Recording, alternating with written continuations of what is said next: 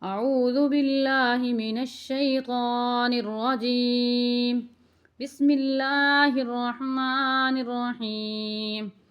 اللهم صل على سيدنا محمد صلاة تنجينا بها من جميع الأهوال والآفات وتقضي لنا بها جميع الحاجات وتطهرنا بها من جميع السيئات وترفعنا بها عندك أعلى الدرجات وتبلغنا بها أقصى الغايات من جميع الخيرات في الحياة وبعد الممات. إنك على كل شيء